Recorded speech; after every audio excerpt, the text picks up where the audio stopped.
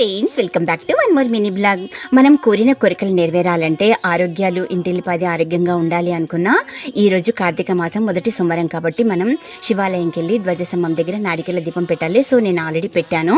ఇంకా వచ్చేసి ఇంట్లో శివాలయం ముందు ప్రదోష అంటే ఈవినింగ్ ఒక ప్లేట్ తీసుకొని ఇత్తడి ప్లేట్ తీసుకొని బియ్యం పోసి ఆ బియ్యంలో నారికేల అంటే కొబ్బరికాయ పెట్టి అందులో నువ్వు నూనె వేసి 3 ఒత్తులు రెండు ఒత్తులు ఒకటి వేసేసి 3 దిక్కులు దీపం వెలిగించాలి. ఆ తర్వాత శివపార్వతులకు కుంకుమార్చన, తర్వాత నైవేద్యం వచ్చేసి బెల్లం ప్రసాదం పెట్టాలి.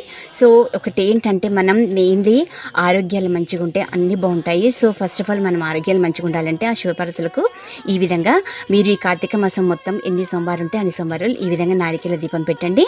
అందరికీ మంచి జరగాలని కోరుకుంటూ నేను ఈ మినీ బ్లాగ్ పెట్టాను. ఈ మినీ బ్లాగ్ మీకు నచ్చినట్టయితే లైక్ చేయండి, షేర్ చేయండి, సబ్స్క్రైబ్ చేయాలంటే సబ్స్క్రైబ్ చేయండి. ఆ శివానుగ్రహం అందరిపై ఉండాలని కోరుకుంటూ ఈ వీడియో పెట్టాను. Thanks for watching.